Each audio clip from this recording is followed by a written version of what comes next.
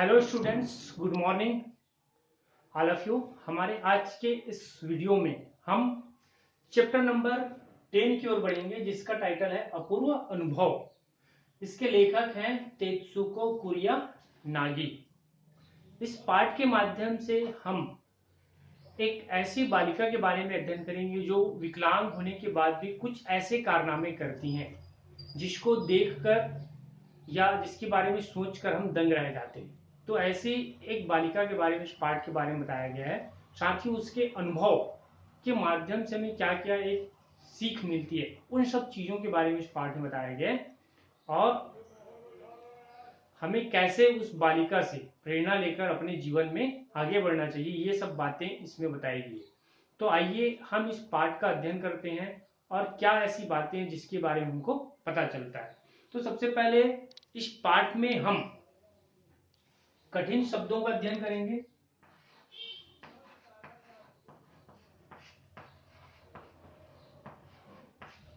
उसके बाद शब्दार्थ,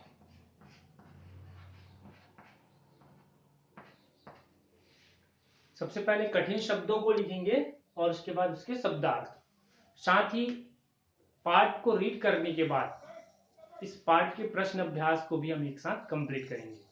तो आइए इस पाठ को हम पहले अध्ययन करते हैं, उसके बाद आगे की प्रोसीजर में चलते हैं। ठीक है। तो इस पाठ को अध्ययन करते करते समय आपको एक चीजों को ध्यान रखना है कि जब भी हम इस पाठ को पढ़ें तो अच्छे स्पष्ट शब्दों में उस पाठ का हम उच्चारण करें, ताकि हमको सुनने वाला व्यक्ति हमारी बातों को जो है समझकर अच्छे से उस पाठ को समझ सके। ठीक है। साथ ही जितने भी जो कठिन शब्द आते जाते हैं उसको आप अंडरलाइन करके उसको अपनी कॉपी में भी नोट करेंगे। तो आइए मैं इस पाठ का अध्ययन करता हूं। आप अपनी बुक लेकर देखिए कि मैं आए हुए कठिन शब्दों को कैसे जो है उसका उच्चारण कर रहा हूं।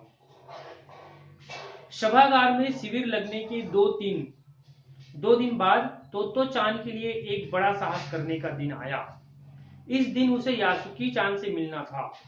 इस भेद का पता न चले तो तोतो चान के माता पिता को इस भेद का पता ना तो तोतो चान के माता पिता को था, न ही यासुकी चान के। उसने यासुकी चान को अपने पेड़ पर चढ़ने का न्योता दिया था। तोमोए में हर एक बच्चा बाघ के एक एक पेड़ को अपना खुद के चढ़ने का पेड़ मानता था। तोतो चान का पेड़ मैदान के बाहरी हिस्से में कुनहोन बुत्सु जाने वाली सड़क के पास था। बड़ा सा पेड़ था उसका। चढ़ने जाओ तो पैर फिसल जाते, पर ठीक से चढ़ने पर जमीन से कोई 6 फुट की ऊंचाई पर एक द्विशाखा तक पहुंचा जा सकता था। बिल्कुल किसी झूले सी आरामदेह जगह थी यह। तोतो चान अक्सर खाने की छुट्टी के समय या स्कूल के बाद ऊपर चढ़ी मिलती। वहां से वह सामने दूर तक ऊपर आकाश को या नीचे सड़क पर चलते लोगों को देखा करती थी। बच्चे अपने पेड़ को निजी संपत्ति मानते थे। किसी दूसरे के पेड़ पर चढ़ना हो तो उससे पहले पूरी शिष्टता से माफ कीजिए, क्या मैं अंदर आ जाऊं, पूछना पड़ता था। कहने का मतलब किसी भी पेड़ पर चढ़ने से पहले उस पेड़ से परमिशन लेनी पड़ती थी, ये कहा जा रहा है।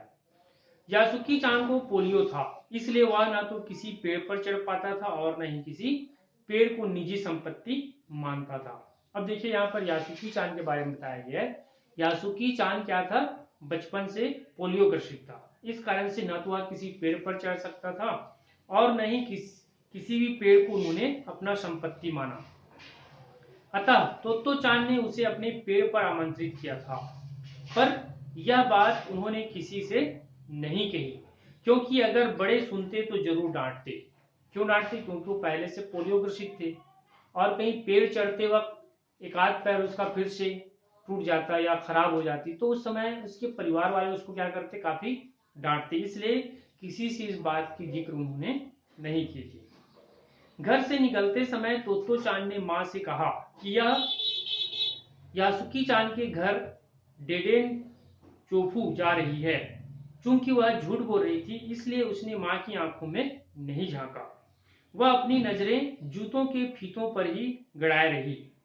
राकी उसके पीछे पीछे स्टेशन तक आया। जाने से पहले उसे सच बताए बिना तोत्तो चान से रहा नहीं गया। मैं यासुकी चान को अपने पेड़ पर चढ़ने देने वाली हूँ, उसने बताया।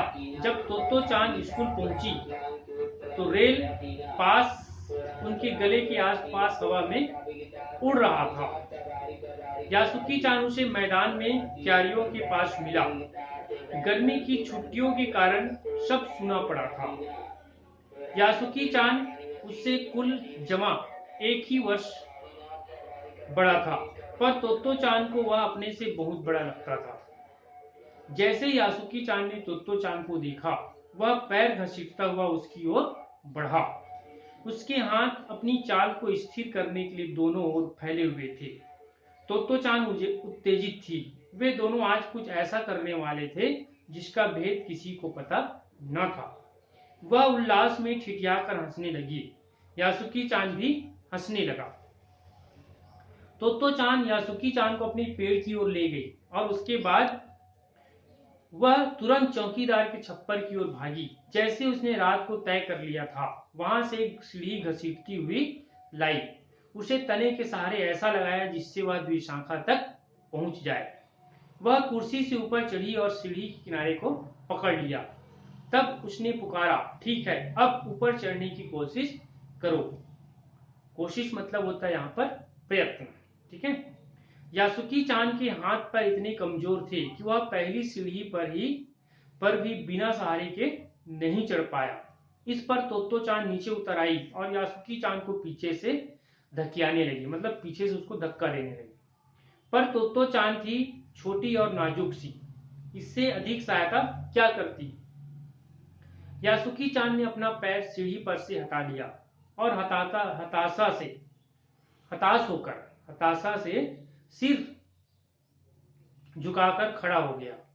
तोत्तो चान को पहली बार लगा कि काम उतना आसान नहीं है जितना वह सोचे बैठी थी। अब क्या करे वह? यासुकी चान उसके पेड़ पर चढ़े, यह उसकी हार्दिक इच्छा थी। यासुकी चान के मन में भी उत्साह था। वह उसके सामने गई। उसका लटका चेहरा देख इतना उदास था कि तोत्तो चान को उसे हंसाने के लिए गाल फुलाकर तरह तरह के चेहरे बनाने पड़े। ठहरो, एक बात सूझी है। फिर वह चौकीदार के छप्पर की ओर दौड़ी और हर एक चीज उलट पुलट कर देखने लगी। आखिर उसे एक तिपाही सीढ़ी मिली जिसे थामे रहना भी जरूरी नहीं था। वह तिपाही सीढ़ी को घसीट कर ले आई और अपनी शक्ति पर हैरान होने लगी। तिपाही की ऊपरी सीढ़ी द्विशाखा तक पहुंच रही थी। तभी पॉज कर दे थोड़ा सा वीडियो।